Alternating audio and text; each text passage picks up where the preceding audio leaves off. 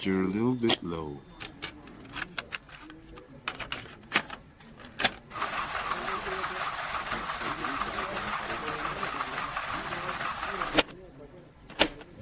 Have you seen that replay, buddy? Alright, man, I'm done talking to you. You can't be done talking to me. You're right here facing me. I back. Trust me, I back. Dana! 60 G's, baby! But I'm not impressed by your performance. It's normal. Come on, guys. It's normal. You'll do nothing. You'll do nothing. I'm the man of the hour, Joe. Too sweet to be sour. What you see is what you get, and what you don't is better yet. I'm the women's pick. I'm the men's regret. And if you win against Chael Sonnen, you made a bad bet. I don't have much left to say other than you have seen nothing yet.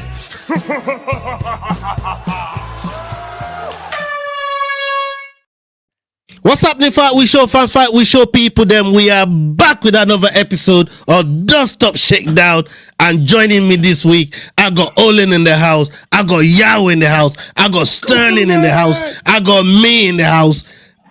Yeah, that's everybody. Shout out to everybody that's right here. We can't see who the fuck that fool is over there, but hey, McDane is here. He's rocking the crowd.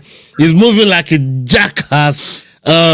You know what? Let's start with Oli now. We'll go around the table, but we'll go around the table. No. Hold on. Just chill. You'll get your time. Bow to the king, son. Bow to the king. You know what I mean? I hate it when the parents fight. Don't you guys hate it when the parents fight? That's peasant. Crazy. You know, eating scraps for the next 8 cards, bro. You know when people fucking like you get a win. But it's not a win that's not even your win, bro. You know what I mean? Win's a win, it's not even your win, bro. Win's a win, bro. You ain't the shit to get them fucking points. Who slept on them picks though? Who slept on them picks though?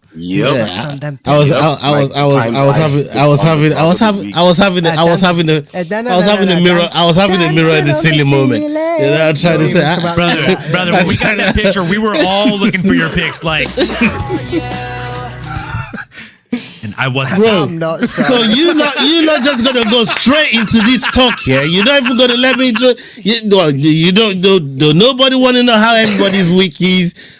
Favorite fucking nobody cares about none of that shit. Anybody's week except yours, bro. Hold on, pull up Trigger's comment right now.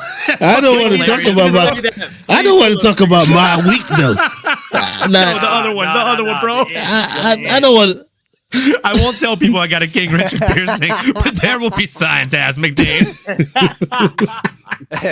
King Richard out of fucking Robin Hood, the cartoon. Oh my god. Okay, so since everybody wants to dissect my week. Hey, I'm doing good, Ola. Thanks for asking, bro. No. I'm not asking. Cut off. That wasn't me. That wasn't a me thing, bro. Hey, like, bro, when I'm discombobulated like this, man, I start moving different, bro. You know what I'm trying to say? We know. You know? We know. But hey, Olin, Yao, Sterling, you might talk about my week, man. I'll mute up. You might talk about my week before we get into the videos and shit. Look, I'm not trying to talk crap. I'm not trying to talk crap about your week, bro. Look, if anybody in the world can relate, it's me, bro. It's me. I was top of the table. I missed my picks, and I felt like the movie Stella got her groove back, bro. I lost my groove. I lost my mojo, and I've just been fucking sucking it up since. So McDane is doing his best Conor McGregor impression, but he looks more like Ben the Bane Davis with that pseudo turtleneck he's got going on over there. Fucking shirt, you dickhead. Oh my god, your neck's so small it just swallows it up, little kid. I put weight on in Canada, bro. Leave me alone.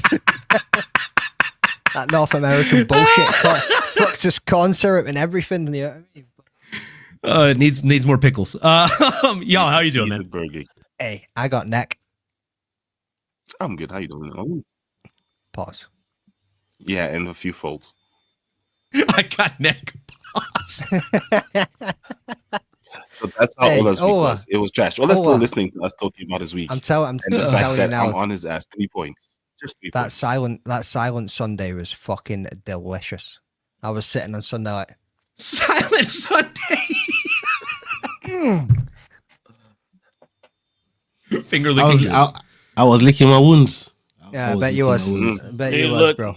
Look, I'm not gonna say I'm not in this competition with y'all, but I was 150 messages behind, and when I caught up, I did feel bad for you, Ola. I'm not gonna lie, I felt bad for you, brother.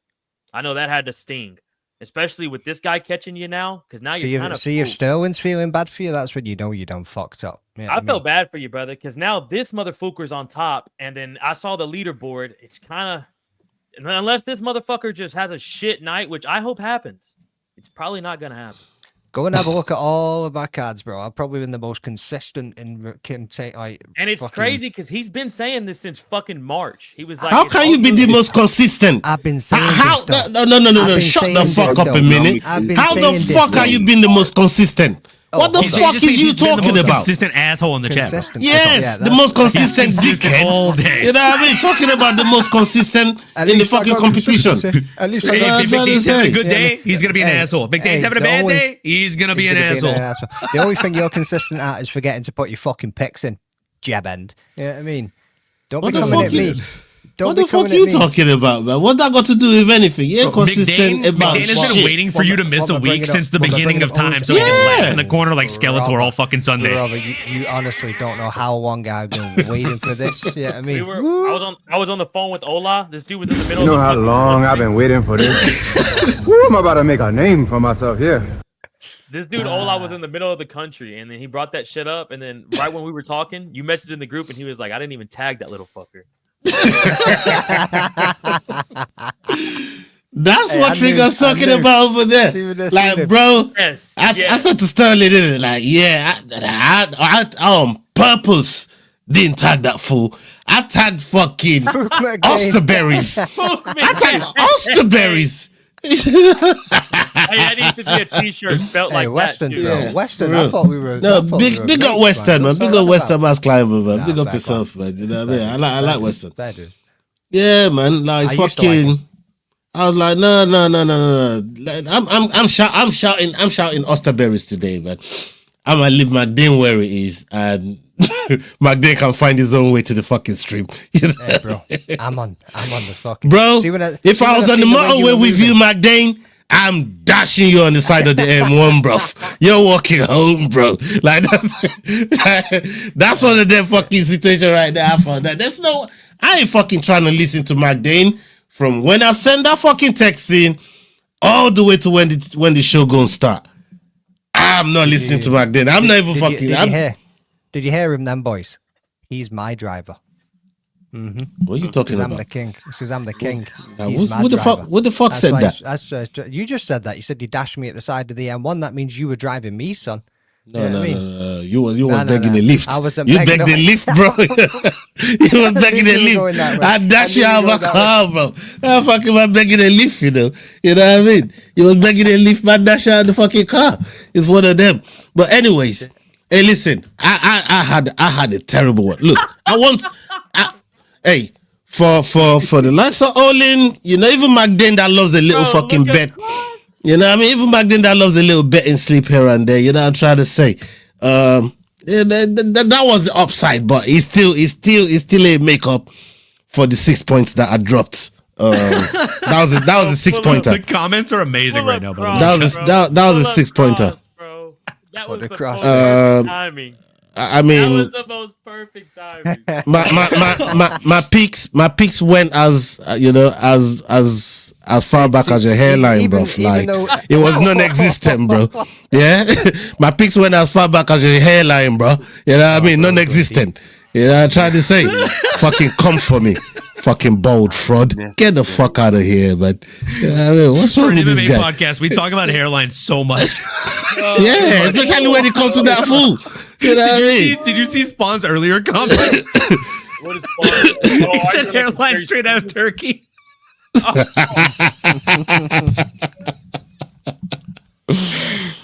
Yo, I mean, hey Matwa, I'm not lying, am I, Matwa? If my fucking pics was non-existent, like fucking where's Cross's hairline? It's non-existent. So I just gave him the right answer, innit? You know what I mean? I gave him the right answer, man. What do you want from me? That's hilarious, bro. Look at that, boys. Fucking look at that. Amazing. He bringing up old shit, blood. Man. Event points 0. Barbecue. You go fuck all, son. Look at that big fat fucking 0. Went down 1 point. Damn, dog. He got 5 points on me, man. 5 points. Hey, but the most points this event. I mean, it didn't mean anything, but hey, not bad. The dog of the week. I'm gonna be honest. Hey, who got the most points this weekend? Normally. Oh, Hey, that isn't even the top. That isn't even the top. Was that you, Olin? Nah, that Yes, isn't sir. the top scorecards. Oh, you got the most points this weekend. Oh, fair play to you, Olin, man. No, that's not full up. That's not fully updated. But on that picture, I did. No. Hey, I'm taking the win either way I can, brother. There we go. I saw low-hanging fruit, kid. That's a good one. That's a good one. I was like, hey, it. let me change the perception here. I like it, man. I like it. Yeah, man. You gotta get them wins in where you can, man. Hey, Magdane. Hey, listen. Let me. Hey, well, go on. Speak to me, brother. Speak to me. Look, Magdane had a good week. He had a good week. Courtesy of the Fight Week show. Hey, tell your missus. I said thank you. Oh, I'm sorry. Yeah. I'm sorry. I tied for top points on the fucking card. I ain't stop bitching about it in an air roll, man. You know what I mean? Like, what the fuck that shit got to do with me? Can we just talk about how Dogbot's really falling off? Oh, shit. Trigger said dog boss getting yellered. Hey, what happened to Dogbot, man? Like, what happened? I don't think real talk. I don't think I've seen Yow's in Jax. control of Dogbot. That's why. I don't think I've seen Jax out of last place since week 1, bro. I mean, Magdane said it's happening again, and when it happened again the last time, I ended up bottom of the table. Do any of you see me or see Jax overtaking me? History If repeats itself. You see, this is what Magdane's waiting for. And in Jermaine's history, in Magdane's history repeating itself. Hey, if you're anything like me, you set multiple reminders on your phone. End up where Dogbot is. Hold up, there's 8 cards planned left. Yeah, that's it. Fuck, bro's only 30 points behind you, son. He has got every chance in the world of catching you up. Bro, I'm 5 points only behind 20 you. behind, Who's got more probability? I'm 5 points behind you. Yeah, I've been the most consistent motherfucker all fucking season. And you're gonna tell me how 8 cards? How in 8 cards? Hold on, shut the fuck up a minute. You're gonna tell me 8 cards left to go. Jack's got every chance in the world to catch me. Like, what kind of fucking delusion are you trying to sell yourself, dog? You know what I'm trying to say? Let me wake you up from this fucking delusion you're in, brother. You're in a mad delusion. Hey, look, enjoy your win. You had a good week. But shut your fucking mouth, you'll do nothing. You'll do fucking nothing. Oh, I'm doing everything. Get the fuck out of here. Get the fuck out. Boom. Hey, this guy pushing them buttons, man. He's pushing them buttons and they're fucking literally and figuratively, folks. Fucking, you know what I mean? He's fucker try me, bro. This fucker try me. Hey, Sterling, come back down here, man. Anyways, man, let's Masters of the Universe is right. We need Steve, the security guard, to come out here and separate you two. Oh, shout out! This is Jerry Steve. Springer episode right now. Shout out, Steve, man. You guys feel like you're battling for custody of those points. All right. The lie detector test determined you are not the father. To absolutely nobody. Hold on. The double champ does what the he wants. Pull up Mike. I'm not even gonna mention your name. But how you on YouTube trying to sell catalytic converters, dog? Like, brother, it's stolen out. Shouldn't you be taking that to the scrapyard or some shit? Like, take it somewhere where they'll buy it off you. You're gonna nobody's buying that off you from here, bro. You know what I mean? Like, comments hilarious. That's crazy. Owen needs one. Get his engines to go. Hold on. What are you calling Carlsberg? Hold on. What the fuck is this? 7 times later. Thank you. Yes, I've been waiting. I've only just seen it, bro. I've been seeing red since this stream started, bro. Like,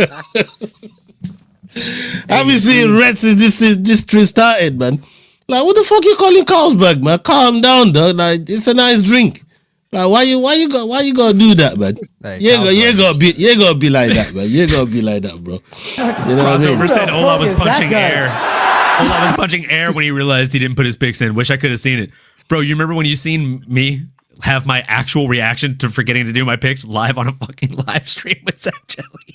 Oh, that was the worst live stream I've ever been a part of, dude. Dude, because I was in there for like 10 minutes and the energy was impeccable. And then next thing you know, Leroy comes out of nowhere and is like, "Mate, you didn't put your fucking picks in." And then I pulled it up on the screen. I'm like, "Mate, you didn't put your picks in." And I'm like, dude, 2 minutes later, streaming. 2 minutes later, fucking ghost, dude. I was like, "What the fuck?" I went 2 shades whiter than McDane after I read that Bro, comment. hey, Sterling was saying to me when we had that phone call earlier on. It's like, yeah, we just wait for McDane, man. He probably be saying, I'm like, no, bro. Do you know that fucker there was fucking giving birth and still fucking sent his fucking picks in? Like, ain't forgetting shit. That guy ain't gonna forget shit. You know what I mean? I just gotta wait for him to fucking mess up on the picks. But about him forgetting, I don't know about that. I don't think that gonna happen. But this brother was in the labor room with a baby coming to this world, and he sent his fucking pics before that baby got here, man. I know you're in the middle of something. Maybe I gotta get these pics. I gotta get these pics over to fucking Leroy real fast, man. Hey, but boy, Doctor's telling her to push. McDane's over there on the other side. Like, what do you think of this dog, babe?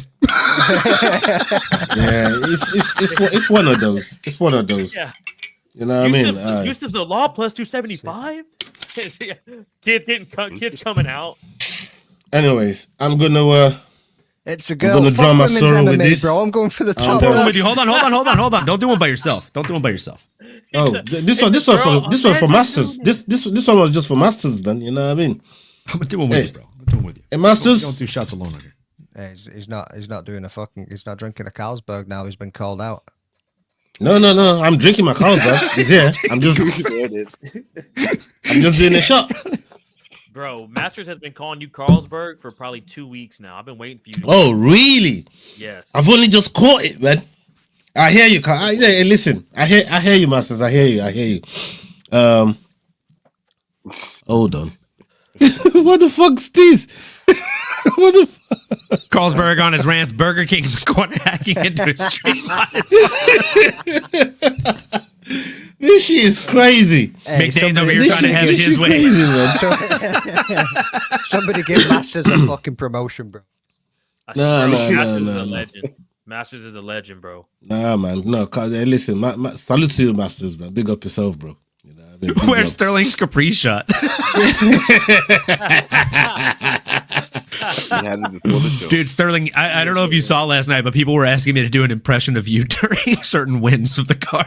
We were doing a breakdown. Did you? I definitely did. I need to go. Wait, you did a stream last night?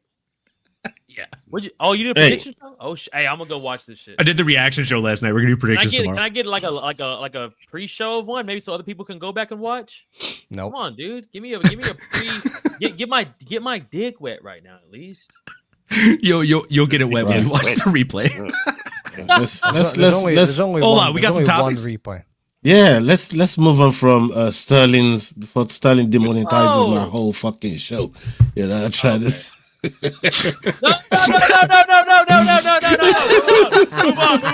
Move on. Was that the elusive Sterling versus Sprite pick? No. Move on. What the fuck's popping? Are you trying to Nah.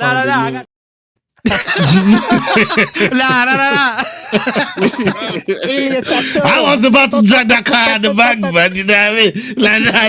I was trying to stand your fucking base. Stand your fucking base, mate. Yeah, man. But I was about to set you on fire there, bro. Don't do that. No, I don't do that. I don't want to play no more. Shout out. Oh shit! Retire in Rio. Oh, look at this. If only I was that fucking happy. I get triggered by McDane just being here, but that shit is so Talk fucking versus Sprite triggering. 3 live on DAZN. This was me when I woke up on Saturday morning and seen the fucking pick sheet.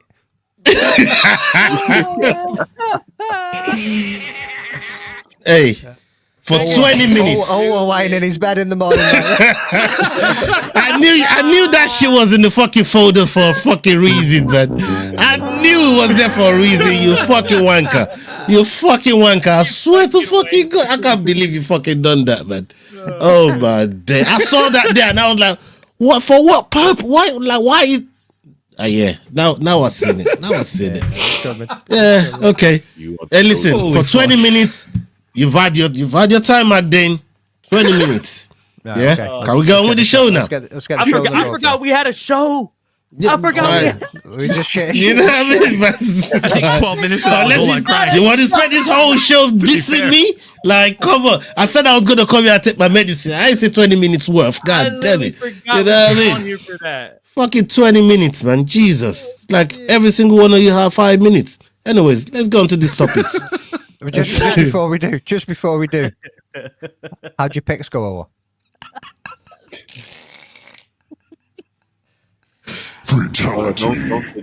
Hit that clip, motherfucker. Dana White made some big fight announcements for UFC 323 last night. Merab Dvalishvili versus Petr Yan 2 will headline the card. This will be Merab's 4th title defense this year. Merab was on the Ariel Helwani show yesterday when the news broke. So this is very exciting, Merab. But as we sit here right now, breaking news, because Dana White just went on Instagram. They're telling me in my ear, and he just announced that you are the main event of. Let's dance, my friend. Let's dance. Yeah. How do we do it? The champion of the world, UFC 323. Yeah! There he is. Yes! That's the pride of Georgia, the pride of Tbilisi, the pride of the bantamweight division. Alessandre Pantoja will defend the flyweight belt against Joshua Van in the co-main event. On Instagram, Pantoja said, "Next fight confirmed. I'm counting on your support on December 6th in Las Vegas at UFC 323. Let's go for it." Joshua Van posted this on X. He said it's time to write history. Jan Blachowicz is set to face Bogdan Guskov. Jan said, "What upcoming next? Hashtag legendary Polish power. See you in Las Vegas, December 6th. And we also have Henry Cejudo versus Peyton Talbot on the card. Henry is looking to rebound from his current 3-fight losing streak. He recently stated that he believes this will be his last fight if he gets the W. Will your next fight be your last fight? Yeah, man. My next fight's my last fight. I got a lot going on, man, in my life. I have my kids, my podcast, business. I don't want my kids to get to the age where they know that daddy's fighting. He does that for a living. I was there when Kamara got knocked out, and I remember looking to my right, seeing his daughter just freaking cry. I was like, oh, like, I'm out. I've set myself up pretty good to where I want it to be my last. Or maybe. See? You never know what Triple C is. Unpredictable. I gotta get a W, man, but we'll see. Yeah, man. We've heard the announcement there, and I wanted to get from at least every single one of you on some of the fights that was announced there. The first one was the Merab one, Magdane. I mean, Merab's he's a goat in my eyes. He's a fucking king of that fucking division. He's everything that any fighter that, you know what I mean, that wants to really do something in that bantamweight division, they're gonna have to beat some of the work that Merab's put in there, man. Like, I mean, this is gonna be what, 4th, 5th title defense this year? Craziness. Yeah. 4. Yeah. 4. Yeah. Arshavin 4, baby. Let's go. Oh, you used to remember the Arshavin thing. Oh, Jesus. How can we forget? Yeah, but Magdane, yeah, that was for you, man. Speak on Merab, man, and him getting this main event and defending his title once again. Bro, the dude, as we always say, is an actual machine. 4 fighting the... How many fights did Izzy have to defend his belt? We used to talk about Izzy being the most active champ, and Merab's putting that shit to shame, son. He's just like, okay, hold up, wait a minute, get me on that December card. You know what I mean? Fucking, have you seen that card, by the way? UFC 323 is fucking stacked from And top to bottom, son. And that's the last card for ESPN, son. That's it, baby. Going out with a bang, boys. That's the final card, isn't it? That's the final card. We've seen. I can't wait to cancel my ESPN fucking membership. Like, we've seen these two motherfuckers fight before, and we know how that one went. Jan has gone on an unbelievable tear since.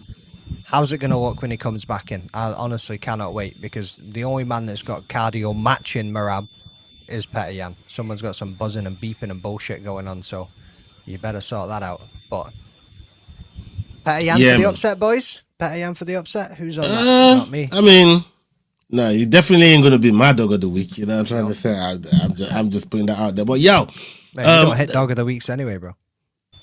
Hey, who got the next highest dog of the weeks in the table, man? What the fuck you talking about, bro? Like, just because you're top on the table, all of a sudden you just out here disrespecting. I can't see you. You're just out here disrespecting, man. All manner of shit.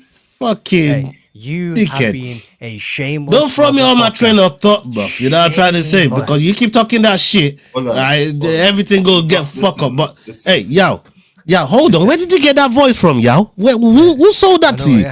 Like, where did hey, Damn, dog. You're not coming with us like that, y'all. We're the homies, bro. You know what I mean? They really be your own people, huh, y'all? They really be your own people for real. Like that, huh? Yeah. My guy just said the Hey, first who word sold he you that said on the voice, entire bro? podcast, and he got fucking ripped. Say it with your chest, yo. Come on. Yo, your voice got TRT in it, bro. Like, what the fuck? Fucking Clarence Claymore. Yeah, represent for fucking Rwanda, son. Let's go. Bro hit one bong and Hey. hey. Come on. Anyways, y'all was saying it was about to diss me, but go on, y'all. Y'all hit the dab and turned into Ricky Bobby right now. Car felt real good. Car handled real nice. Go ahead, y'all. Go ahead. Shake a bake. There's a reason right now McDane has him on top of you. It's indicative of the table. Pause. Why are you gay? What the fuck is you talking about? Why are you gay?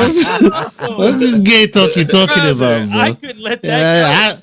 I like Mr. Nasty Time, man. You know what I mean? Definitely not with McDane, bro. You know what I'm trying to say? Look at her fart box, Henry Cejudo. That was an amazing video. The fuck? It's your uncle Elroy. You know what I'm trying to say? He said that, bro. Nephew. But when it comes to Merab versus Jan, I'm all the way Merab. I think it's fucking Merab. You know, he doesn't stop moving. Jan's fantastic, but Merab just doesn't stop moving. So right now, I don't think anyone's gonna stop him until he's like close to retirement and takes that other fight that he shouldn't, and then maybe he loses. But I'm all the way Merab. All the way. All right, yeah, we'll come back to this, Masters. We'll come back to this. But I wanted to ask you about Jan Blachowicz and Guskov. What you thought about that matchup? Yeah. So it's a very interesting matchup. I mean, Blachowicz is going to be turning 43 soon. Like, it's very interesting to be fighting someone as dangerous as Guskov, but it shows he's trying to do a Glover Teixeira. So I like it. I do. I don't see if he'll be champion again. It's a very tough light heavyweight division right now. I mean, it's getting more and more stacked, even if Alex goes up and creates a gap. So it's interesting to see him still being that active and fighting dangerous fighters. And, heck, maybe he does get a title shot, or maybe he ends up fighting...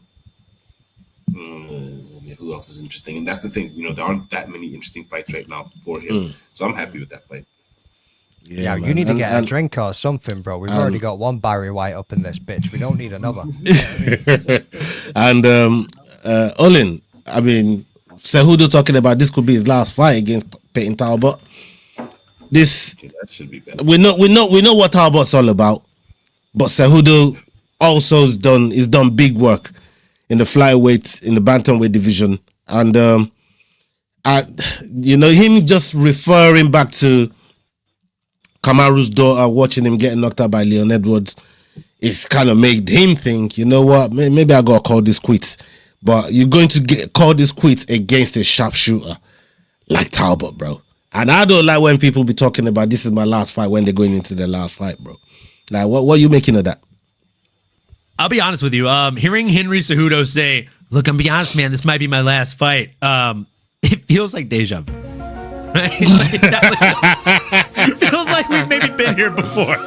We've heard this one. Correct me if I'm wrong. Stop me if you haven't heard this before. I think if he wins the fight, it's not his last fight. If he loses the fight, it's his last fight. It's a built-in excuse. When he loses the fight, he will say, well, I had one foot out the door. I knew this was going to be my last fight. I maybe didn't train the way I should have, etc. If he wins the fight, he can double down and be like, look, I had one foot out the door and I'm still the best. This is why I deserve a title shot right now. Imagine what happens when I'm both feet in the door. That's the marketing play I would push forward if I'm Henry Cejudo. How do I see the fight going, though? I mean, look, we've seen Peyton Talbot struggle with solid grappling before. We saw it when he got big brothered in there for the first loss that he suffered. And I think that the guy standing across from him, Henry Cejudo, is a much better and far more elite level grappler, especially from a mentality standpoint, than Raoni Barcelos, who took his undefeated record away from him. This is a stylistic nightmare for Peyton Talbot. However, across from him is also a stylistic nightmare in Peyton Talbot, because Peyton has long range. He knows how to use it. He's very sniper-like. He's almost Conor McGregor-like in the shot selection that he chooses. Very patient, which is something that Henry will probably take advantage of. He'll push forward. He'll try and pressure him early on to take away that patience. But I truly think in my heart of hearts and in my brain of brains that if Peyton Talbot is able to keep the fight standing and fight his fight, not relinquish his patience when Henry pours on the pressure for the first 3 to 6 minutes, he can win this fight. It's a winnable fight. It's 3 rounds to my knowledge, which plays more into Peyton Talbot's threshold than it does to Henry Cejudo's. Henry's tailor-made for 25-minute fights. So I think to beat somebody like Peyton, he needs a 25-minute fight. Whereas for Peyton to beat somebody like him, he needs 15 minutes. I like Peyton in this fight. I don't think Henry retires unless he loses. But I do also think he loses. So good riddance. You were fun while you lasted. And that's my thoughts. And Sterling, I'm going to come to you with Pantoja and your boy Van. I left that for you on purpose. I appreciate that. I mean, Van. I mean, we've seen the elevation since our boy Energy put some whooping on him, right? Well, we've seen the elevation, right? He learned, and he learned good. You know, Energy said, "You're gonna learn today, son." Energy's a bad motherfucker. And but the opportunity falls to Van.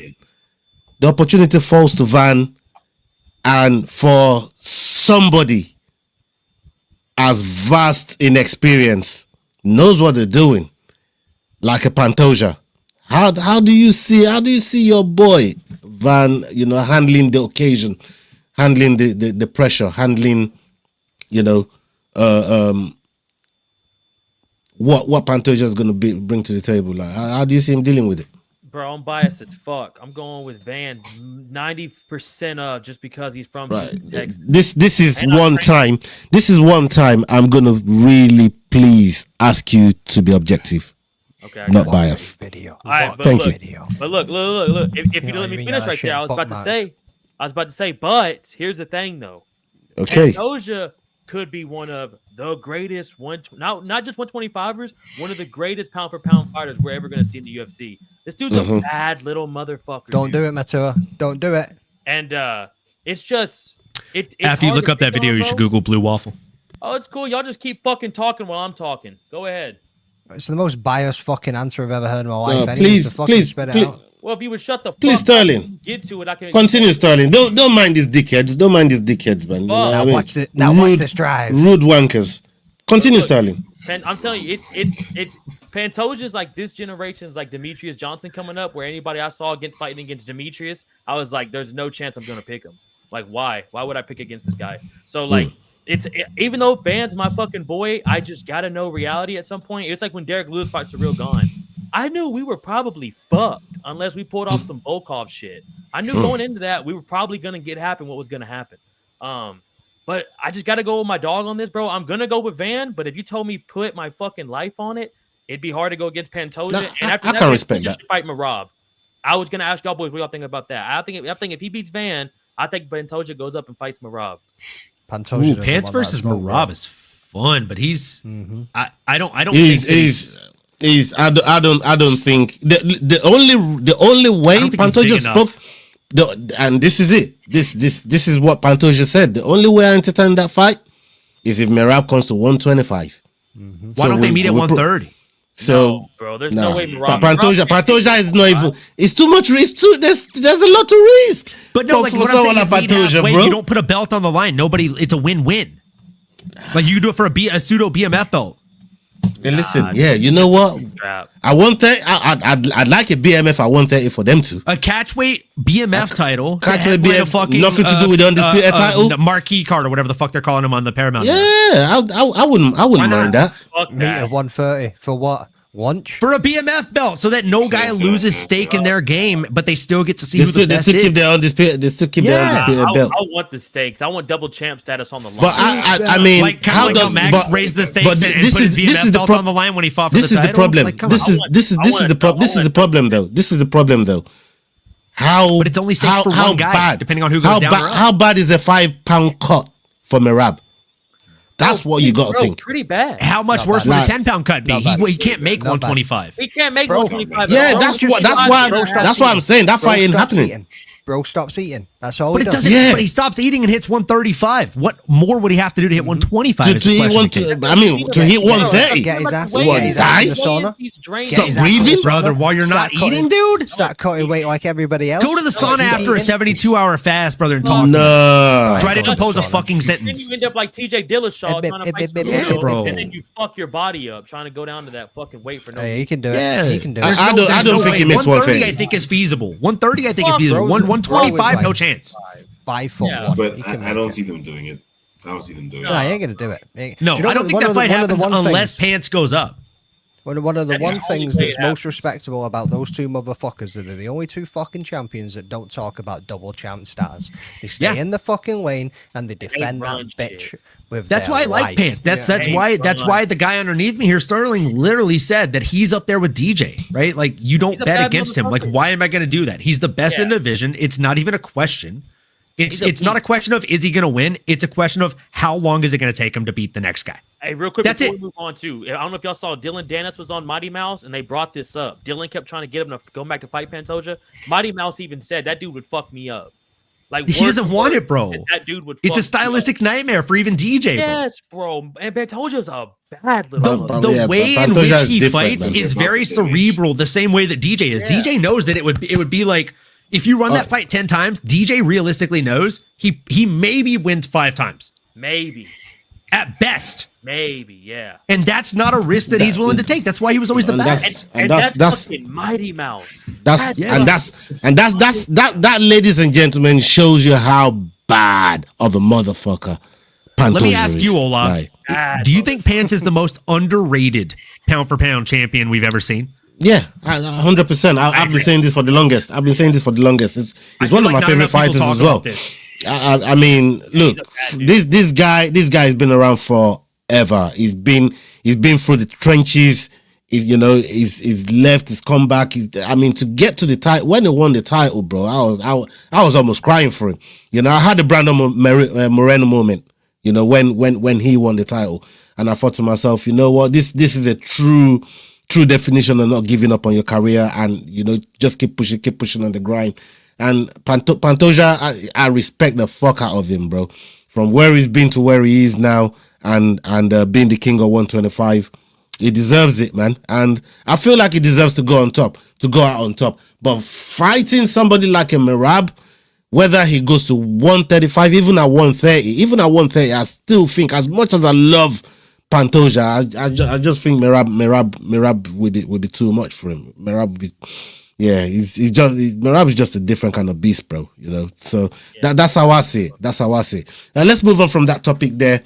We're going to be keeping an eye on that card. Before we do, Masters here says, I tell you what, a lot of people don't realize it's harder for fighters to get in the GOAT conversation now. We always say competition level now is way higher than previous eras, and he's going to write some more shit. But he's right. Yeah. Like, literally, you don't even need to write any more shit, brother. Bro, Like, we don't recognize people as being There's the next comment.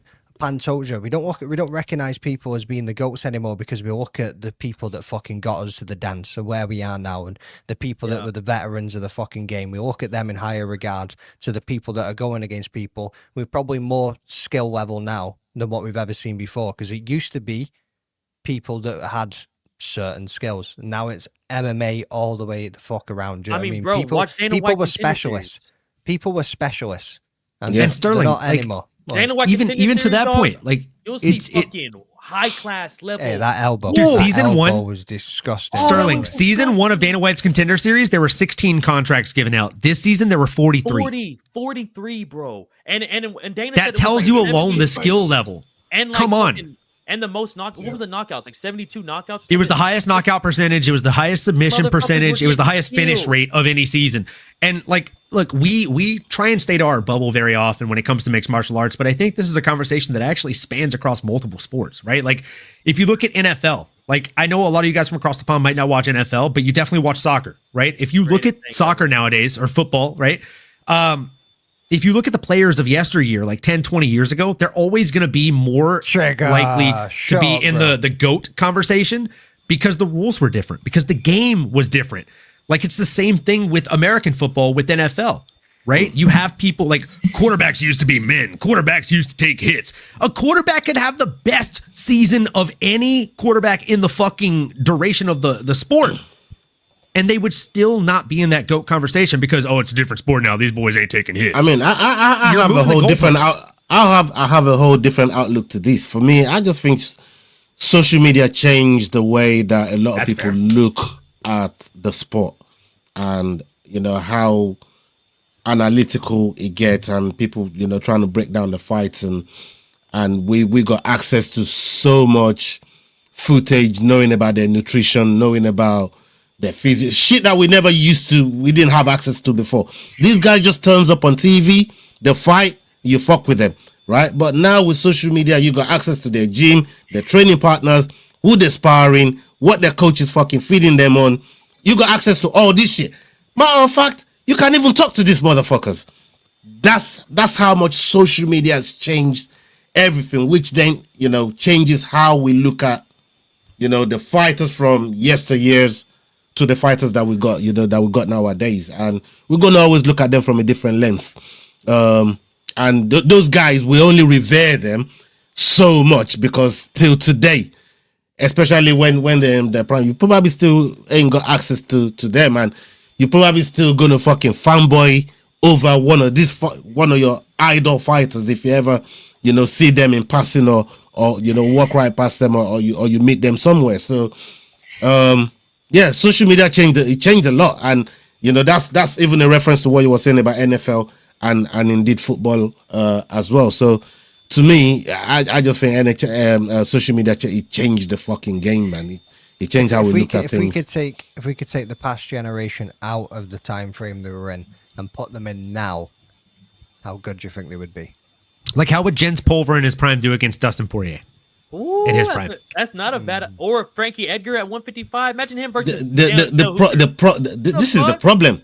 That's exactly the problem. This is exactly the problem. Like my Dean said, guys, and you, go on, yeah. Need to factor in is the fact that let's say they're fighting at the same time and they have access to the same gyms because now that's what I'm saying. That's what makes a difference. We have different technology. We have different training methods. Let's take like BJ Penn from the time that he was dominating people because nobody was when he wasn't even doing training camp seriously and just drinking beer for 6 weeks and training for one. Let's put him at the start of his career now. Training nothing but fucking MMA. He isn't doing specialist work. He isn't doing one fucking practice. He's MMA from the get-go. Not in his home gym at Hawaii. Like, put him at ATT. Put him at AKA. Like, put him at one of these top-tier gyms and see what happens. You can do that with, bro. Like, Forrest 100%. Griffin.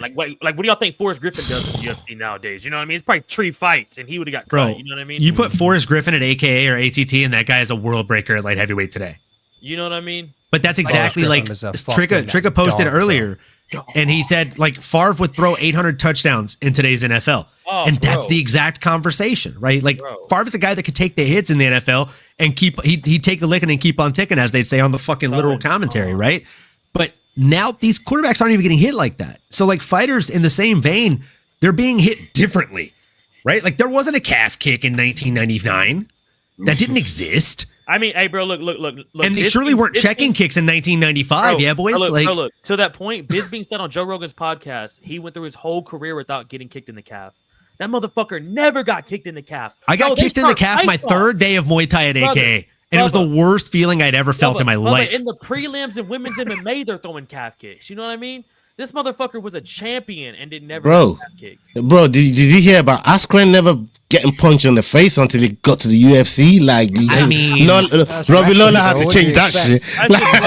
Robbie Lawler had to change that shit. Though, bro. You got to go watch his fights in Bellator. Like, there was a moment where he was riding the same Brazilian that knocked the fuck out of MVP, riding him like a dog, doing this. Lima? Yeah, Lima. Yep. Yeah. He was literally riding him But like a fucking never got dog. punched in the face till he got to the UFC, bro. Like, that shit's crazy. Imagine MVP fighting back in the day. I mean, he'd have been like Anderson Silva. He'd have been 100%. He was. That's what he based his style on as well. You know what I mean? Yeah. Like, it's that. 1 second, my dogs are going. 1 second. Nah, bro. Fucking dogs. But that also begs the question, right, McDane? Like, if MVP was born the same year as Anderson Silva, who inspires him? You know, does he choose MMA? Exactly. Does he have that inspiration? Does he find that fight style? He grew up. His family were already into mixed martial arts when he was younger, so he got into it through that way. Yeah, I mean, so let's not forget. But that's the thing. Like, maybe he has a completely different style.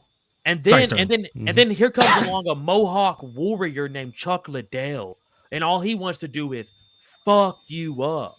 You know Sprawl and brawl. You know, Chuck Liddell's inspiration was clearly Steve Austin. Or Chuck Norris. He was like, I'm fucking taking that and just running with it in the UFC instead. Like, bro, do y'all remember the Chuck Liddell days? I do. Yes. God, what a time to be alive. And then he got knocked I still out remember by his cameo on Blue Mountain State. One of the best Oh, episodes. bro. God. He wasn't even there. It was his imagination, yeah. He's like, Chuck, where did you go? Chuck, it didn't work. He's like, I've never been here. I've never been here, bro. you were fighting yourself and training yourself. Was it like eating expired food or some shit? He's like hallucinating. Fucking expired jerky or some shit. Yeah. Hey, Sterling. You know which one of them bitches was barking like that, man. Brother, you see that crazy one you saw earlier on, bro? Yeah, man. Like, yeah, he's on site with that bitch. He's on site with that bitch.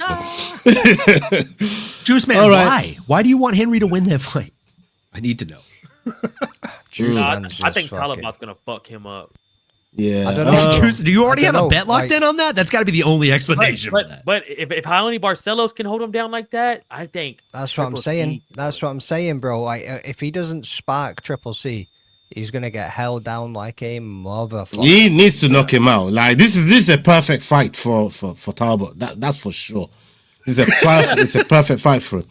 But I want to switch gears. I want to switch gears on this topic because on that fight card alone, man, we've been on there for a second. Right, we're gonna go to this next video and we're gonna come to Yao next on this video and see what he thinks of it. Big up all 64 of you watching live right now. Make sure you're showing love to everybody on the fucking panel, man. Pay your rent by liking the video, people, and sharing, subscribing, doing all that good stuff for the people then. Now, let's go on to the next one right here. Yeah, we'll come to you after that. Henry Cejudo had an awkward moment on Rampage Jackson's stream last night. He went up to Rampage and started to whisper to him about a girl without realizing Rampage was live. Look at that. Right in front of you. Huh? No, in front of you, like behind you? Yeah. To the side, she's got a... Let me see. You gotta see it though. Oh, yeah. Oh, my God, yeah. Oh, that one. I gotta tell you, you didn't know I'm live streaming? No. What the man? We live. I thought you knew. We've been live the whole time. Really? Yeah. I'm a streamer now. I'm not a fighter no more.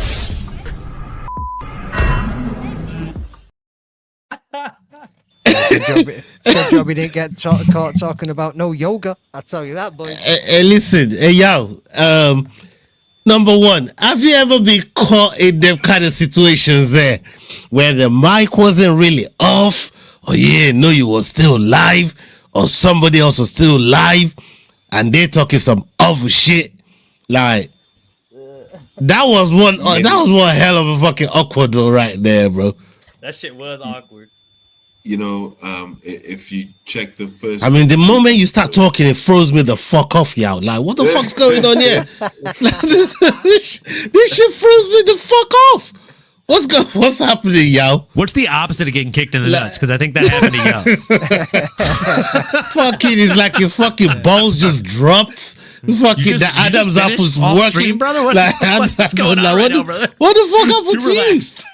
No, he's not. Let me talk about finished this fight. He's not finished in about 4 weeks. That's the problem. It's all built up, poor guy. He's in a fight camp. Oh my days, yo. Anyways, continue, please. I'm fighting for my life over here tonight. Oh. Yeah, continue, yeah. Go, yeah, I go. forgot what the question was. Cejudo fucking talking shit while man was still live. Like, you ever been caught in one of them situations, or you don't know? Literally that exact situation where I started podcasting. There was a sound engineer, and I was sitting with my co-host, and I looked over and said something almost exactly as what Cejudo said, and then I was like, "Oh wait, but the mic is on. This exact mic." And then I looked over at the sound engineer, and she looked at me, and she's like, "No, don't worry, I'll get rid of that." And I was like, "Okay, cool, thank you." Fuck, you got lucky there, man. Said, like, almost verbatim, so I'm not going to repeat it. And that's why recordings are better than going live, boys. Yeah, you can edit that shit out. That's, you know what I mean? That's crazy. Hey, with a voice like that, you know this man eats ass on the first date. And everyone after. Oh, for fuck's sake! But hey, Olin. But what do you think with this whole Rampage? Obviously, saying, listen, I ain't no fighter no more, but like, I'm a streamer nowadays. The camera's always on. We on go every time. Like, he's got this clip on his heart. Like, whenever he's out and about moving, like he's always on the job. He's always on job, man. Like, but Cejudo talking all that craziness there about some other girl's fathers and shit. I mean, is it that deep, considering what we see Rampage do on his live stream with them Thailand bitches? But you know, I tried to say, yeah, we see what you do, Rampage. We see what you do, Rampage. I mean, the only person that I think drinks more shots on live streams than me is probably Rampage Jackson. And the only person I've seen say more off the wall things than Sterling is probably Rampage Jackson on a live stream. And I mean, dude, you want to talk about being crazy on a live stream? Your son almost killed someone a couple months ago or a month ago on a live stream. This guy's talking about a fart box. That's okay, bro. Like, Henry Cejudo is exactly. He's not like, that deep, is it? He's like, look, I'm just saying, Henry Cejudo's a 5'2" little gnome. He saw a girl. Her ass was probably the same eye level as he stands, and I mean, it's hard for him to ignore. So he's calling it out to his boy. If anything, I think Rampage probably should have told him that he was live to make sure he knows. Wait a minute. That way he's not getting caught on candy camera. There's something I got to ask you there. Is it Rampage that's calling Cejudo a 5'2" little gnome, or you're calling Cejudo? Oh, it's me. It's me. 100%. You're calling Cejudo a 5'2" little gnome. Oh shit! Okay. I'm just saying, bro. Hey. Like, the dude's a little fucking gremlin, bro. Back then, you know where I'm going with this. He's calling out the fart boxes because he's just tall enough to ride that ride, kid. I don't know what's happening right now. The pot kettle in this situation is so fucking crazy. I don't know what's happening right now. You never know what's going to happen, bro. What we want to know what's happening, though, is what's happening with this comment, though. Sterling did it the other night. He got up halfway through the stream to get a drink and no pants on. He traumatized us all. It was Monday. Oh, I'm going to go get that. I'm going to go get that. That's hey. You would go look at it. Yeah, okay. I'm going to go get that. Keep right now. Cool, McDane's like, I'm going to look at that. I'm going to screen record it. I'm going to save it to the spank bank. It's going to be the greatest Photoshop of all time. It was the greatest time a man got up to get a snack on a stream. The greatest. All right. Let's go to the next one here. I'm going to come to Olin on this next one. And we'll see what you got to say on this one, Oni. And before we go further on that one, shout out to Full Mount MMA. Big up Full Mount MMA. We run their videos on this channel for our Don't Stop Shakedown episodes. Make sure you go in on their page, go on their channel. Make sure you go there and support them. They be supplying us on a daily with MMA news, MMA content, combat sport content. So make sure you go over to Full Mount MMA and check out their videos. All right, Olin, we're going to come to you straight after this one. Let's hear it. Alex Bejeda believes John Jones is willing to fight him. They are both currently 38 years old, and Alex wants to make the fight happen sooner than later. In a recent Q&A, Alex said, "I don't think so because that's something he said in interviews he wants. I think he's on a certain age that's a little elevated for the sport like mine, and we don't have time to waste. I think he will be sincere if he's interested or not. This is MMA. Those who know my work, I always say in my interviews that you either lose or win, but I'll do my best and prepare myself well to come out with the victory. Results and records are not on my control. Sometimes we do things, and people who have to validate that don't do it. I'll only do my job, and if they think I'm the best or number 2 or in last place, that's not in my control." So, Olin, I mean, you've been very, very concerned about this White House card. And since Alex Pereira Poatan won that belt back against Ankalaev, there's been increased possibility that John Jones could very well be the guy to... because now John Jones is looking... The one guy that everybody say, "Hey, be gone, hey, we don't want you around here no more." Now it looks like he's the one that has the most options, and Dana White might just have to crawl on his hands and knees to go back to John Jones and begging for the opportunity to fight in the White House. What do you think? I think John Jones is becoming a 6'4" Henry Cejudo, brother. He talks about retiring. He takes some time off. He comes back. He's like, maybe this is gonna be the last fight for me. It's an annoying shtick. But I also said, if Alex Pereira wins, loses, or draws in his fight that he had 2 weeks ago, he will fight John Jones in the White House. He will take a longer time off than he has typically, and he'll fight John Jones. Why does that fight make sense? If you're Alex Pereira, it makes sense because what do you have left to do? You've already beaten some of the greatest. You've already had a title run, 2 now. And you've already kind of made a name for yourself in that division. The only thing left to do is to go up a 3rd division, become the first triple champ in UFC history, if at all possible. And, I mean, even if the belt isn't on the line against John Jones at the White House, it's a legacy fight. If he beats John Jones, he goes down as arguably one of the greatest of all time in our history, at the very least. Yeah. For John Jones, if I'm John Jones, I'm salivating at the mouth for this fight. You're talking about a guy who has subpar grappling in comparison to what you bring to the table, and you have a vast reach advantage on him. And typically, like, nobody knows how to use that stylistic and like lengthy reach the way that John does. So betting wise, John Jones wins this fight. Fan perspective, I'll watch. Like, I think it'll be a fun fight.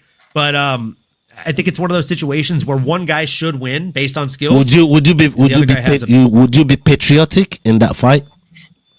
No, I'd be going for LX. Oh, you're not going to be patriotic? All this talk about 45 years, Juneteenth, White House. This is going to be the first year birthday, I'm not going. America's birthday, and all this shit. You got that You should turn in that shield like fucking Dede and fucking Craig had to turn in their fucking whistle. You know the best thing about that fucking shield, bro. You know the best thing about that shield? No, you should turn in that shield. And he's not loyal to the country. He's loyal to the dream. He's loyal to the people. Trump isn't that, bro. I'm not a Trump guy. This is going to be the first year of International Fight Week I'm not going to on purpose because it's becoming a Trump celebration, not a UFC celebration. I'm here for the fights. Somebody that will wield that shield proudly. Sterling, talk to me about this fight here. Would you be patriotic? Would you be patriotic? Boys, listen to me. Either way, whether John Jones fights Tommy or he fights fucking Poatan, we need it to happen on the White House card. This White House card needs to be. I mean, I need like UFC 300, UFC 200. All that shit's been amazing, right? I need this card to be. Like, do y'all remember that first card they had at the pandemic when it was Gaethje versus Ferguson? every fight was like a fucking headliner of a fucking paper. The Cody Garbrandt, Davison Figueiredo, ever heard of him? Started off the fucking card. You know what I'm saying? Like, turn the shield. But you know what I'm saying? That shielded, bro. It's It's a shower. It's and as you can see, I'm not dead. I am not dead. I would honestly, I would go John, but I would not fucking at all be mad or upset or like surprised if Poatan threw a left hand from our Amazonian gods and connected on John Jones's sweet black skin and knocked him out. I would be very appalled, son. Why are you gay? Yao, McDane, you got something on this, especially Yao. Maybe not McDane because McDane don't like Jones. Let's hear from Yao. Yao is very, very balanced on this topic here, man. Now, how do you see this go? Because it's looking like more options for Jones than the other two fighters, in my opinion. I think Jones literally has got a pick of the bunch on his hands if he wanted to. He could wait for Aspinall and really go down the Aspinall route, or he could go with Poatan. I'm just saying the options are there for him, is what I'm saying. I'm not saying, I thought you wanted to know what this brother thought about it. No, what you fucking thought about it. I'm just building a scenario, and I want him to speak on it. You left no fucking meat in that scenario, brother. What do you think about it? Because I think that this is the way that it's gonna go. Here's the bone. My picks. I took the meat. Yeah. Sorry about that. I learn from the best man, Olin, man. Like you know what I mean. I be learning from you, Olin. You're not trying to say. Fuck off, please, yeah. Yeah, you know you're terrible at that shit too, dog. You know, how you coming down with me, bro? You think I'm going down by myself? No. I'm snitching on you, brother. I've never been more proud of you, Ola. I've never been more proud in my life. Brother, I was part of the question, and halfway through the question, I'm like, what was the first part of this question? I'm like, so like, what are we talking about right now? Let me ask you a question, but build the narrative so that you can only answer it one way. Otherwise, you look very dumb. Yeah. Well, yeah, that one. But yeah, please continue, Yao. Make your own narrative, man. Don't go with mine. Poatan versus Poatan. Jones, White House card. Look, that's a very exciting fight. I think there's no better time. They're practically the same age. And John Jones makes a wonderful point. If he goes forth and defeats Poatan, he is then confirmed as the GOAT, because look at who he's beat. And his argument is, look, I'm going to beat the best. That's why I don't want to fight Aspinall now, because Aspinall's beaten those of his era, but he's not the best. He's not at the top. But Poatan is double champion, vying for triple champion status. He's a double champion. For him, it makes sense to take that fight. There is no other fight that he will take. Simple as that. So look, I'm 100% with John Jones taking Poatan on that one. Bro. Yeah, man. All right. We got another one here. Oh, said Ivanka Humpala.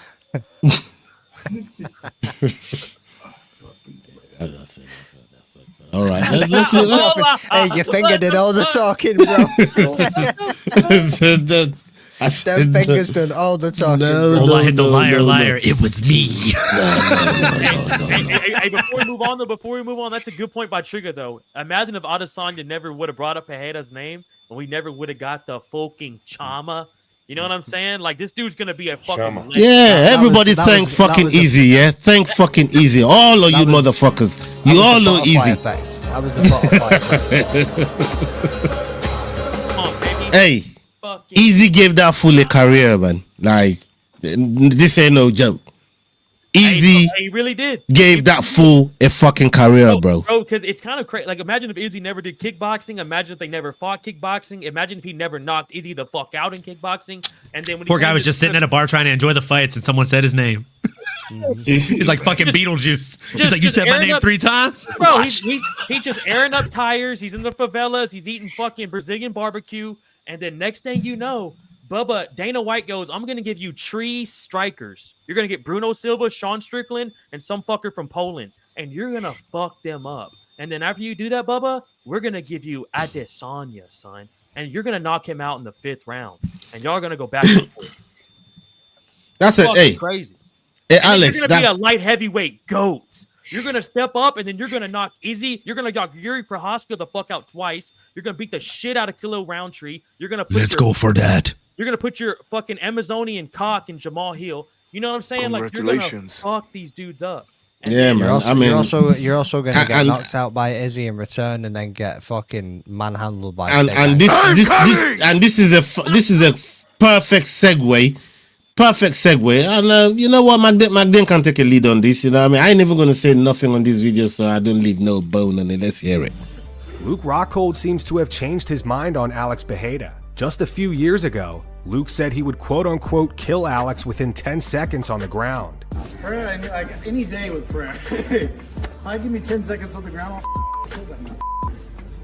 Luke sat down for an interview with TMZ Sports this week. He said, I used to hate on Alex Pereira, but motherfucker's a gangster. It's all about confidence. It's all about balls. He has it. He f***ing has it. I'm not gonna lie. I can't hate on the motherfucker anymore. He's one of the GOATs. Pereira carries the same mindset every f***ing time. He doesn't have a ground game, but the motherfucker's got balls. No more hate. Alex, God bless. You're a gangster. He's one of the best champs of all time. Honestly, it's impressive. I used to be like Luke Rockhold, man. I'm of this mindset right now. Magdine, take it away. Is we talking about the same guy? My God. We're talking about the same guy?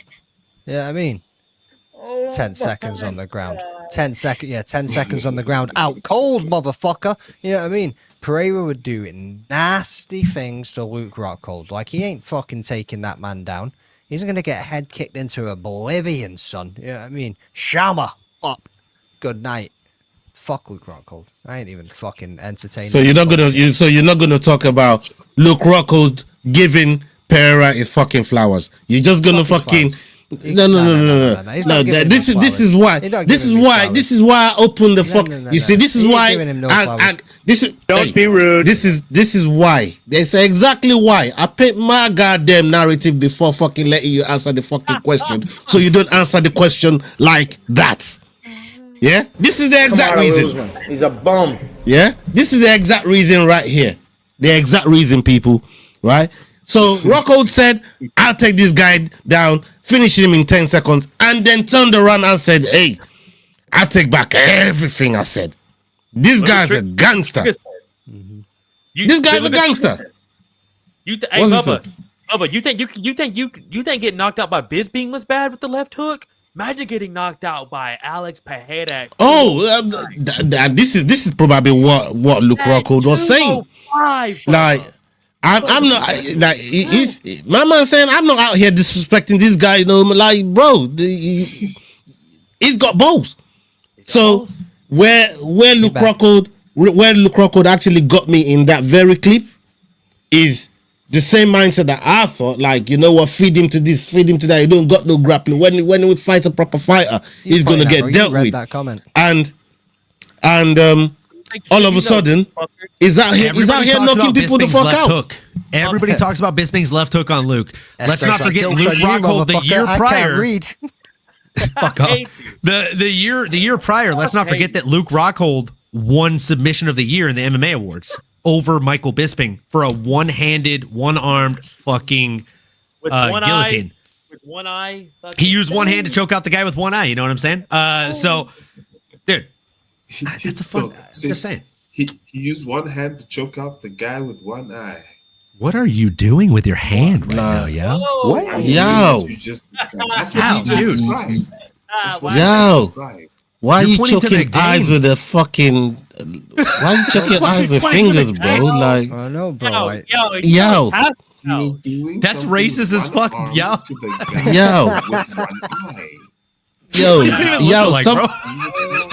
Stop talking about sticks and eyes, bro. Like, hold on, yo. Slow down. Pump the brakes.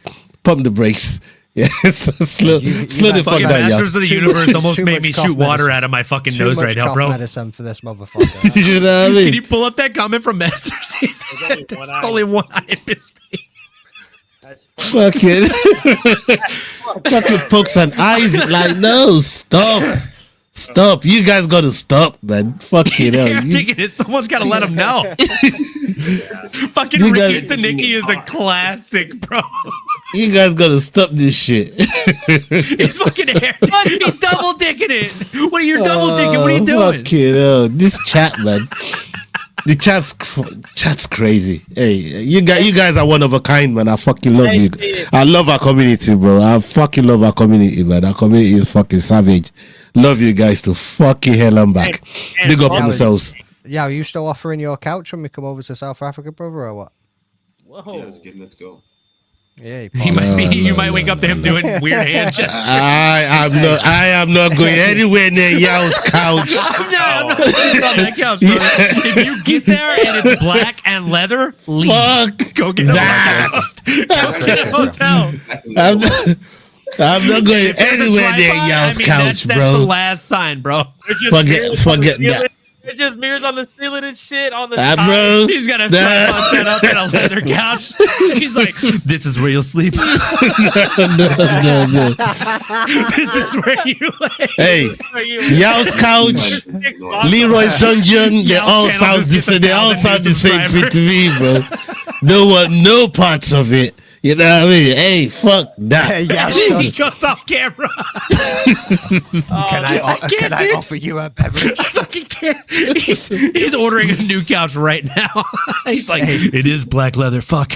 That's a pimp is right. Fuck you know. What is going on, masters? You need to slow down.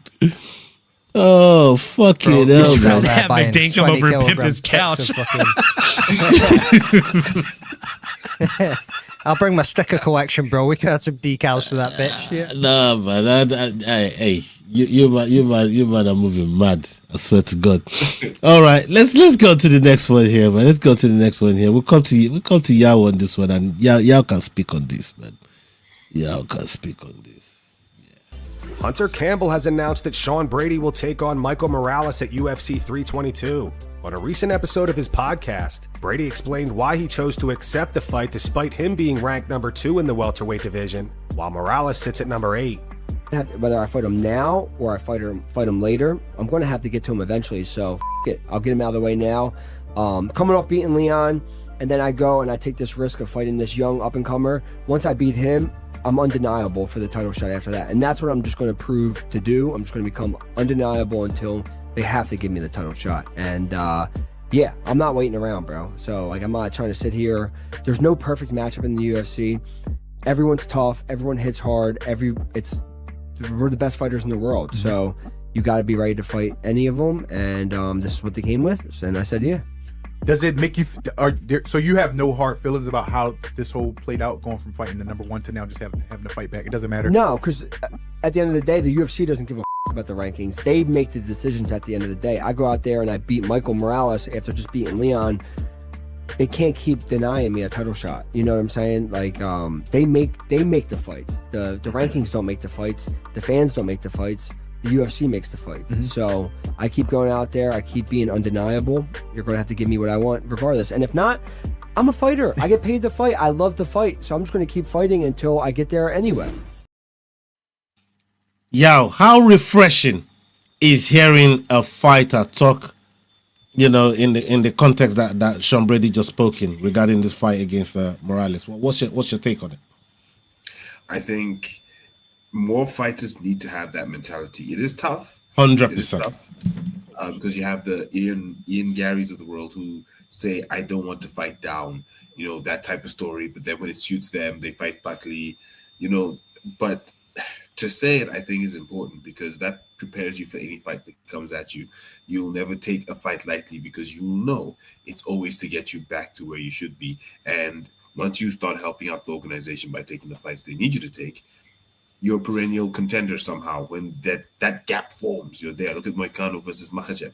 All of a sudden, boom, he's fighting for the title. He didn't win, but when you become reliable like that, the organization loves you and you have a longer career. So I'm all for him fighting down, but that's a dangerous fight because Michael Morales is an absolute monster. That dude is insane. So I think it's brave, and yeah, let's see what happens. But I think I've got Michael Morales in this fight. Olin, what about you? What's your take on Brady fighting Morales, and how do you think the fight's gonna go? Man, this is one of the more exciting fights that's been announced recently. Sean Brady is one of these guys that if you close your eyes while you're listening to him speak, he sounds a lot like Eddie Alvarez, right? It's wild how much those two sound alike. They train together, they fight very similarly. In my mind, I feel like this fight, if I had to describe it in a kind of simple term, I would say it is Floyd Mayweather versus Manny Pacquiao, or Floyd Mayweather versus Canelo Alvarez. He got one right when he was just old enough for him to beat him, and he got one when he was just young enough to beat him. And I think that for Sean Brady, he's at the perfect time in his career to fight a Michael Morales that's very young, very fresh, still a little wet behind the ears, right? When it comes to his UFC tenure. And I think if there's ever a time span where Sean Brady can beat a Michael Morales, it's the here and now. It's 2025. If he waits another year, even two, it's just going to get harder for him to win that fight. So I've got Sean Brady. I think he's picking up this fight at the perfect time. And I think we're going to see Michael Morales suffer his first UFC loss and then come back and probably not lose until he gets the belt wrapped around his waist. Sterling, you got something on this, or you want another topic? Shit, what else you got? There's options now? I got a topic here. Hey, I'll take a refresh. You got let's go. I feel like I'm just gonna repeat what these two boys just said. All right, yeah, that's why I asked you if. Hey, it's you're the CEO, baby boy. Yeah, let's do Max Holloway is not on the same page as Tom Aspinall. Earlier this week, Tom stated that he'd be willing to vacate the heavyweight title before fighting his friend Ante Delia. Delia just made his UFC debut last month and defeated Marcin Tybura via knockout in the first round. So my friend and training partner has just got to the UFC. He just got his first I saw win, and now he's in the top 10, which is like to get your first win into he just beat a guy in the top 10. Oh, sick. Oh, nice. So like he's potentially like 2 or 3 wins away from like a title shot. How would this go? So the thing is, if I'd never won a title, I'd never touched gold before. I would we would have to fight because that's my dream. Yeah. But now I've done it, I would be like, I'll vacate it and he can have his time. Fair. Really? I wouldn't fight him. No chance. Fair. No chance. Damn. No. Props. He's one of my genuine friends. I would never there's some stuff to me that's more important than money and titles. And like I say, I've won the title. I've done that. And I've got a few more in me before he's going to be up there anyway. So, but right now I've done it. I've still got more to do, but I can do that more in the time that it takes him to get up. Yeah. When he's there, I'm happy to. Fair play, man. Oh, that's an incredible statement. I don't think you understand. That's an incredible statement, bro. Max Holloway reacted to that clip on a recent live stream. He says he'd absolutely fight his friend, especially if there's millions of dollars on the line. If you got in the UFC, bro, hey, no hard feelings, dog. You working off for that, dog. Who am I to say we're not gonna fight? Let's go make this money together, brother, and go out to dinner, have a drink together after. Like, it is what it is, bro. Yeah, bro, we'd beat it, bro, brother. Bicep Jared is here. We'd beat each other in the gym for free. You telling me that now there's millions of dollars on the line, we're not gonna do that? Hey, look, we're here. Hey, man's up them silk sheets. Let's go! Man's up them silk sheets. Look, we're here. Live from Rwanda. PFL Rwanda, god damn it. What's up? What's happening? What's happening, Kraken? What's happening, my bro? On any beautiful queens, I don't want to hear nothing out of your mouth, brother. Kraken, you're crystal clear, bro. You better just stay in fucking Rwanda. I've never seen your face so smooth. You look good, know what I mean? bro. You look good. The hotel Wi-Fi is good for you, brother. Amen. Got that Hyatt Wi-Fi, bro. Hey, Olin. Hey, Olin. Kraken got that hillbilly money right now, man. You know, you got that white people money. You got that white people out there with that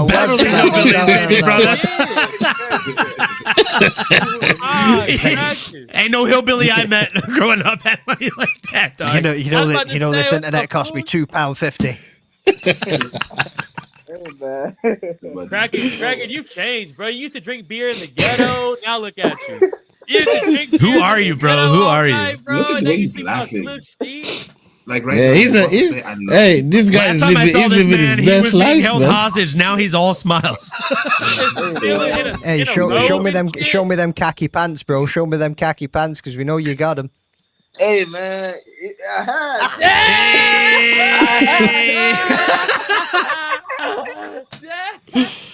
Hey, Kraken definitely pulled up, man. You know what I mean? I'm wearing a shirt and I got a shirt on and like This dude is fucking steaming. Like the last time we saw Kraken, man. This was the last time I saw Kraken. The last time I saw Kraken, this is what I saw. He's trying to peek at you. Hey, unbelievable. Man, hey, man. Away from the hospital beds. Get well soon. Yeah, dog. He's on a heavy IV drip of fucking happiness right now. Kraken, you went full Connor on us, bro. Hey, man, like, Bro, I'd like to take this time to apologize to absolutely fucking no one.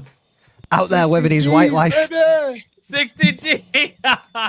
60 He's all, I spent 250 pounds. I feel like 60 man. G's, baby. They got my beer on the window, on the balcony. Come on now. Stay cold for you. You still drinking beer? Yeah, I have to drink beer, bro. Like, one of these days he'll graduate to whiskey. Yeah, but hold on. The question I wanted to ask you. The question I wanted to ask you before Sterling even answers his original question on the video we just seen. If you can remember the video, Sterling. If you can remember the What the fuck was the video about? Like, but I wanted to ask Kraken, like, who spills up on Corona beer, bro? Like, who throws up on Corona beer, man? Bro, like, you threw up on Corona, brother? Like, this guy threw up on Corona, bro. Hopefully it was at least Corona Extra. I mean, it wasn't. It wasn't even the Corona Extra, bro. It was a stand-up Corona, bro. And this brother was peeling up on Corona, telling me, "Oh, that drink's tough." I'm like, "What? You ever seen Super Tenants? Have you ever seen Super Skull?" Hey, but then you know what I'm talking about. You know them Super fucking Skull, bro. Super fucking bro. How many? How many? Have you smelling like you've lived on the streets for 10 years after 2 cans? You know what I mean? Bro, that was broke me, bro. Yo, that was broke me. Yeah, is that ice cream or a fucking? What is that? A mudslide or an ice cream? What is this? Hey man, I don't know, but I know it's. Is there alcohol in that? What's that? Hell yeah. Hey, bro, you just steady dipping fingers and licking. Hey, you My can guy, take you the gotta bro. get used to that life, dog. What the fuck? What the fuck is that? Kraken, you're making The only person that did something weirder with their finger on this stream was Kraken, bro. It took him 5 minutes.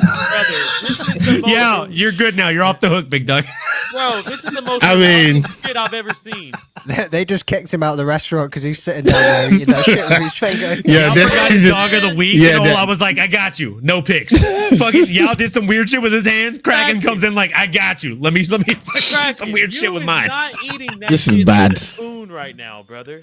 Yeah, Kraken, what are you doing, bro? Using that like a full-on utensil, my boy. Hey, you can take the bro out the ghetto, but you can't take the ghetto out the bro. Yeah, I mean that's what that is. This guy, yeah, man, for real, man. Hey, no, big up yourself. Big up yourself, Kraken, man. Big up yourself, man. You know what I mean? Enjoy your the chocolate mousse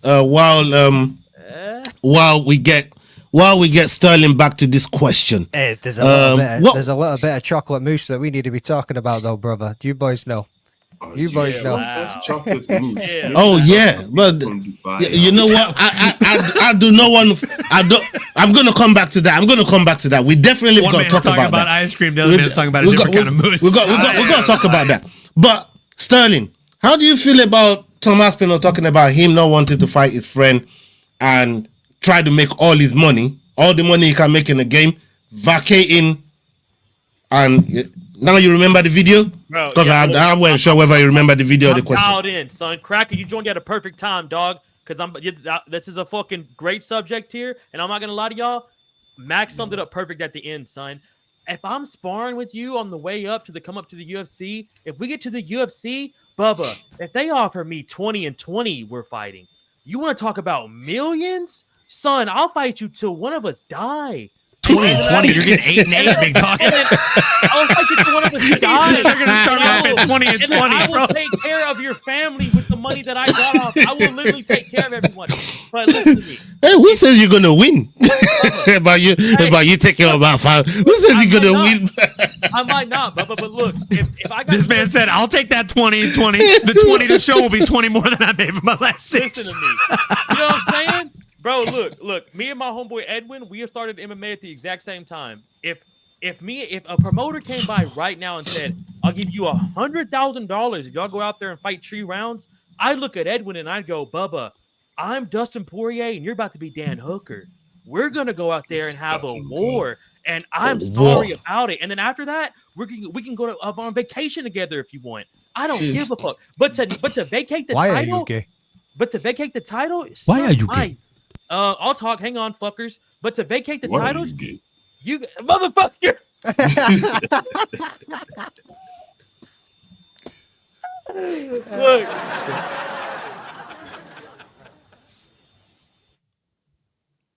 Anybody hear him? He's been hit by the Yowkers right now. You're on mute, Doc. You know, for real, you're on mute. I think he's. We're not joking. No, you're actually on mute. You're muted. We can't hear you. Are you sure? You know? I know. Oh, now okay, he all unmuted right. me. Now he unmuted me. But look, before this little faggot pale fuck over there did that, I was gonna say, but to vacate a title, Hey, you got Aggies only just fucking joined, bro. Don't talk to him about that. Like, Hey, I'm not talking to him. I'm Good talking job, to your bitch champ. ass. But look, I'm 100% dog. You got me fucked up. I would fight McDane. I would pay to fight McDane. I'd beat the fuck out this bro, guy. I'd fight your ass for free. Don't you worry about that. I would You know what pay I to mean? fight you, bitch. That's the difference. I would fuck you up, and I would Yeah, curse yeah, off yeah, your bitch yeah, ass yeah, in front yeah. of your family. I'd be And I like- would take care of them. I'd be This feels like fucking- Wish.com They will McGregor fucking- versus. No, I don't give a I'd fuck be what you're gonna do. MVP. Shut the I'd be fuck up. MVP I to your would CM literally- Punk son. Nah, You know what I Bubba, mean? Bubba, I would literally treat you like Brock Lesnar, and you're fucking Bro, you wouldn't touch me. You're too He's slow. over him. brother. You're too slow, bro. Sorry, you didn't give a name. You left it there. I'm sorry, bro. It's too easy. I'm sorry, dog. You're like, you go. Just dangled in front. Look, fuck McDane. Kraken, would you do the same shit? Because I would beat the fuck out this Scottish kid. Bro, I would beat you up for free. I'll beat you up. We don't beat up your ass for free. Yeah, I mean, I would beat your fat ass for free. Kraken's like, I don't wake up for free, bro. Kraken, who the fuck are you talking to? Hey, right no, nah, but that's my dog, bro. Don't you speak to him like that? Yeah, I mean, First of all, fuck you and Kraken. How about that? You said Kraken, Kraken, look, I'm the 11th beer on your Corona night, son, and you're gonna be in for a long day after that, son. So don't come at me like that. You need to represent South Oh, yeah, I Africa. like that Get one better, there, Bubba. man. This is Hey, Black I Lives like Matter that. time. That's a cold bar from Sterling. You know, that was a cold bar, man. That bar was that bar was cold, bro. I ain't gonna lie. Hey, I hear you, Sterling. But Kraken, like.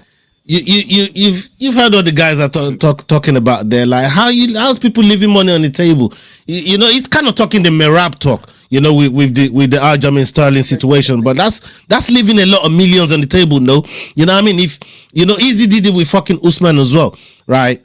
And those guys, the amount of money those guys could have made. This is one thing I agree with Ali Abdulaziz. Alhamdulillah, big up that brother. Here we fucking go. He said, they asked him, what's your one biggest regret in all your career? And he said, Usman refusing to fight Easy because of the amount of fucking money that was on the fucking table in and around that time. You know what I mean? Oh my God, cracking that crack up. Oh, trigger. Kraken versus Kraken, coming to you on Paramount Trigger's Plus. the waste man, you know. I swear to God, Trigger's the waste man, but god damn. But yeah, I mean, for me, I don't leaving money on the table is crazy, bro. It's crazy. Yeah. But like, let's take for instance, I think it's Volkov versus Sergey or Pavlovich. Yeah. Mm. You're muted. Yeah, but these guys are friends. That's the difference. Like Volkov and Sergey friends, like not like a Vicente Luque and Gilbert Burns. It's not like that. It's not like Merab and Aljamain Sterling. It's not like Usman and fucking Easy. You know, like that's the type of friendship that Tom Aspinall is talking about here with Delia. Okay, so, but like I said, like, you know, like if they wanted to do it, but like obviously, you know, you have to put yourself in that mindset of I'm trying to kill this guy. You know, I'm trying to take him out. I'm trying to take somebody's father. I'm trying to take somebody's father's life. And obviously during that whole ordeal, I would say something is gonna switch. You know, something is gonna switch, and we might have, like I said, like a Sergey Pavlovich versus Volkov situation where families are broken, gyms are separated, you know, like it's all of that. You know, so I would say, trust me when I say this, man. And I'm speaking this from a place of money. Corona. From a place of money. I'm speaking this from a place of money. I'm in Rwanda right now. Motherfucker's been using that corporate money for 2 days, and he's like, "We here." Hey, baby, we made it. Ola's got his hand lotion. Hell. No, Yao has his hand lotion. Yao's the one with the lotion today. Yao, don't do it, bro. Don't do it, brother. Kraken worked so hard to clear your name. But you said I'm just saying, come on, man. Like, we know S-Dog says like a poor pup ready to get rammed in the fucking ass today. And but like I said, man, Buzz. What are you doing? Leroy is gonna fucking. Leroy gonna cry, man. When the fuck Leroy's gonna get home from work, watch the episode, and be like, "What the fuck is this, man? Like, what the fuck is this? What the fuck happened This here?" fucking guy. This fucking guy is just fucking saying shit right now. He's getting demonetized. Fucking piece of shit. Kraken, bro, it's black on black crime right now. You're making our people look bad. This is what not Martin died for. When you think Martin Malcolm died for this? Martin who? This Martin. one is for I call him Martin. Mandela. Y'all know him as MLK. I know him as Martin. Sorry. That's MLK to y'all, but that's Martin to me. Malcolm X, I call him Mal. I think this stream has gone on long enough, man. It's like I call him Marty. His friends call him Marty. I think this stream has gone on long enough, man. Y'all might know him as Mr. Marty's a great guy. Some would say the best. It's an episode of fucking Jerry Springer. He's been like that in the Masters. He's been one of them days to this Masters, man. You know what I mean? They got my petty fucking episode, boys. They brought my petty fucking meter, man. It's been one of them days, man. And big up my boy Kraken. Test determined. You are not a subscriber. You need to smash that bell. Let's go. Yeah, man, for real. Hey. Olin, do you want to do that plug? You know what I mean, for everybody on the chat. I know the energy you bring when you do it. Let's hear it. Let's go, folks. Look, if you've stuck around for this long, whether you've been here for the whole hour and 32 minutes or you just tuned in 1 second ago, we'd really appreciate it if you locked in and subscribed to every single person on the channel. You can see the names scrolling at the very bottom of the screen, but just in case you missed it, it is the Rambling Dad. It is the HeadKickPod, a.k.a. Kick Him in the Head. You got myself, MMANomaly. You got Aggie the Kraken. You got SDAWGSMMATALK. And you've got the host with the most, the leader of the Fight Week Show crew, Ola himself. So make sure you are subscribed to the Fight Week Show. All the other names at the bottom, like Making the Walk, etc., crossover. Make sure you're showing them some love as well. Like, comment, subscribe, smash the bell for notifications. And if you can leave a comment on the most recent video on some of these channels, it would mean the absolute world to us, folks. Really appreciate it. Olin smashes it out of the park every single time, man. Up until the next video, people. McDane was sitting on that button for fucking 45 seconds. We're out. Salute. Hey guys, this is John Anik from the UFC. You're watching the Fight Week Show. Please subscribe. Not now, but right now. Subscribe to the Fight Week Show. We'll see you guys on the road soon.